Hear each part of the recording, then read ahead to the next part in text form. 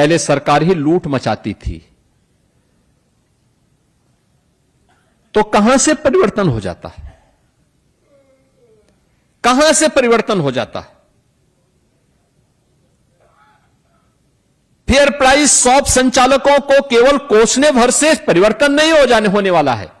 मेरा मानना है प्रदेश में जिन क्षेत्रों में व्यापक रिफॉर्म हुए हैं उसमें से खाद्य रसद विभाग है, जिसमें 17 के पहले अगर मेरे जनता दर्शन कार्यक्रम में मेरे पास 1000 एप्लीकेशन आती थी तो उनमें से मैं देखता था कि लगभग 300 केवल राशन से संबंधित विसंगतियों की ओर लोग शिकायत करते थे।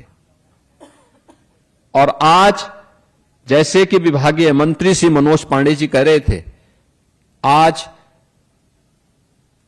पब्लिक आती है, अन्य मुद्दों पे चर्चा करती है, एक भी शिकायत राशन वितरण की नहीं होती है।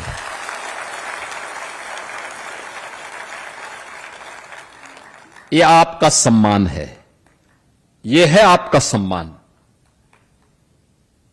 यह है आपका सम्मान। अब आपकी कोई शिकायत नहीं करता है, अब आपको कोई कटघरे में नहीं खड़ा कर सकता है, अब आपके बारे में कोई उल जलूल बातें नहीं कर सकता है, और आपका सम्मान हुआ तो हमें प्रसन्नता इस बात की, क्योंकि शासन की स्कीम को आप सफलतापूर्वक जमीनी धरातल पर उतारने का काम करते हैं।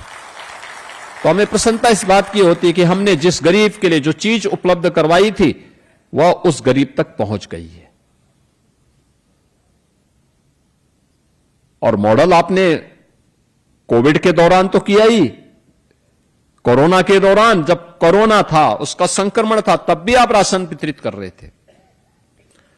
हम लोगों ने उस समय जब सारा काम धंधा बंद हो गया, दाल, नमक और तेल वितरण की एक स्कीम को लागू किया था।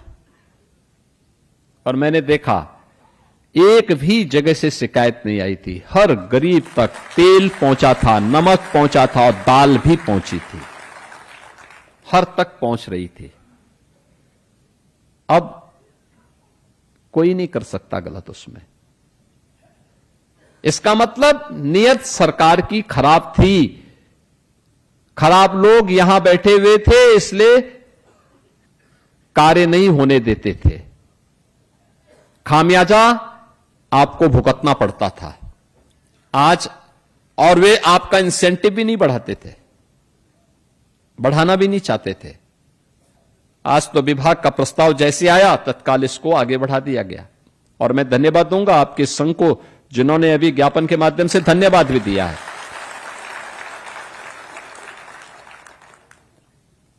धन्यवाद भी दिया। बहनों और भाइयों, जो परिवर्तन इसके माध्यम से होना है, यानी सामान्यतः जो एवरेज है, थोड़ा कम आगे ज्यादा पीछे आगे पीछे हो सकता है, लेकिन जो एवरेज होता है लगभग हर एक विक्रेता के यहां आवंटन लगभग 100 कुंटल के आसपास हो जाता है। और उसमें अगर हम देखेंगे तो अब तक प्रति जो फेयर प्राइस शॉप के संचालक हैं उनके प्रति माह की जो आय उसके माध्यम से होती थी वह 12,750 के आसपास हो जाती थी। अगर 100 कुंटल उसके पास जा रहा है तो 90 रुपए के हिसाब से ये पैसा हम देते थे। और अब जो पैसा हम इसमें देने जा रहे हैं 125 रुपए के हिसाब से देने जा रहे हैं, तो ये मान करके चलिए कि ये अब 16,250 रुपए, अगर कोई 100 कुंटल वितरित कर देगा तो 16,250 रुपए उसको केवल इसी से प्राप्त होंगे। इसके अलावा आप अपनी जो दुकान चलाएंगे वो अलग से, उसका मुनाफा आपका अलग है। लेकिन जो इससे ज्यादा बिक्री करेगा वह उतना ज्यादा उससे अपना मुनाफा कमा सकता है। यानी 30% की बढ़ोतरी पहली बार हो रही है उचित मूल्य के विक्रेताओं के लिए कि 30% के मार्जिन मनी में बढ़ोतरी का कार्य ये केंद्र और राज्य सरकार ने किया है। और मेरा मानना है कि इसमें जितनी तेजी के साथ हम अन्नपूर्णा भवन को आगे बढ़ाने का काम कर पाएंगे उतना ही वह परिवर्तन ला करके और भी बेहतर दिशा में उसके परिणाम हम सबके सामने आते हुए दिखाई देंगे।